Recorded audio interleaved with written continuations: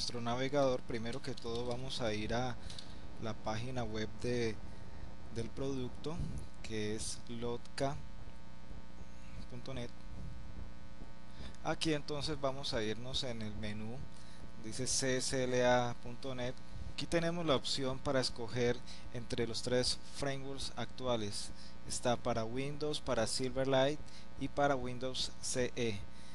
De estos, pues el más importante con el cual vamos a trabajar es el de Windows, aunque también vamos a tocar un poco Silverlight, que es el proyecto o el framework más reciente.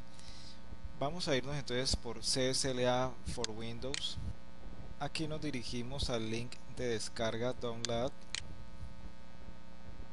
Si bajamos un poco vamos a encontrar las diferentes versiones.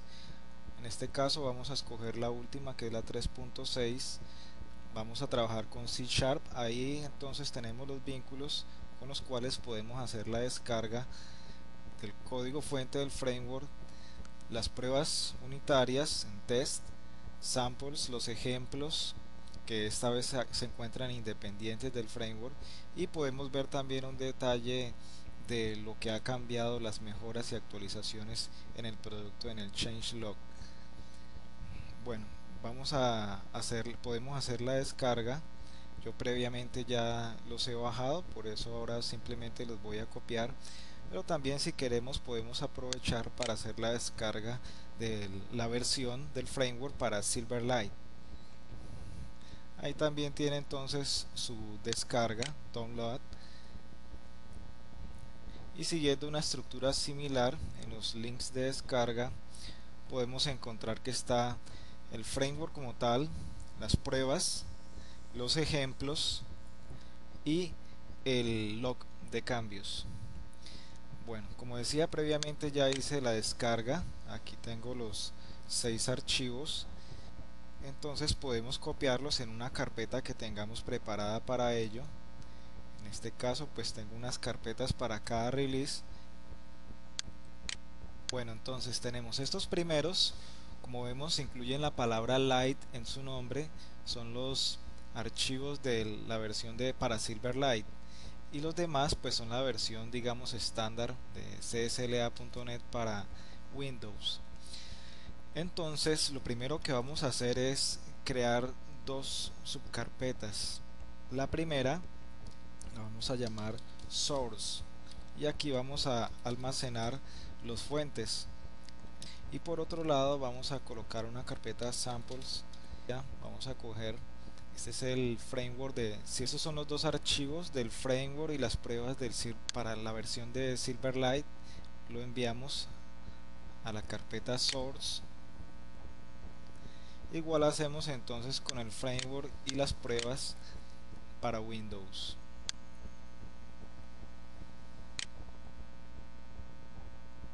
Finalmente entonces los dos comprimidos para los ejemplos los mandamos a la carpeta samples. Vamos a ingresar primero a la carpeta y entonces vamos a proceder a descomprimir uno por uno. Primero tenemos el framework para Windows, entonces le damos simplemente extraer aquí. En este caso estoy usando WinRAR.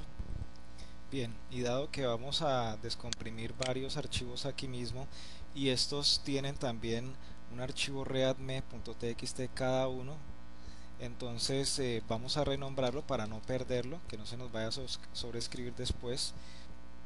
Pues ahora descomprimimos las pruebas de este framework, ¿vale? Entonces renombramos el archivo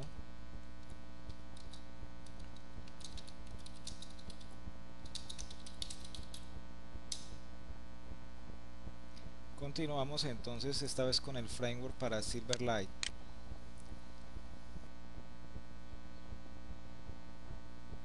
Entonces si nos aparece este mensaje indicando sobreescribir un archivo ya existente, simplemente le damos sí a todo. Y por último, las pruebas para Silverlight. Al terminar de descomprimir los archivos de los fuentes, nos debe quedar más o menos así como apreciamos en pantalla. Y ahora vamos a hacer lo mismo entonces con el contenido de la carpeta samples. Aquí encontramos entonces tan solo dos archivos, los cuales vamos a descomprimir.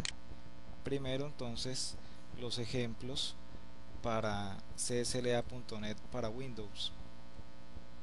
Aquí encontraremos la carpeta para el proyecto clásico de clsa.net, que es el Project Tracker.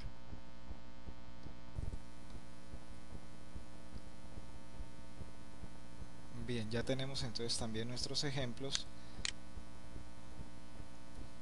Aquí es conveniente aclarar el por qué estas dos carpetas y por qué de sus nombres.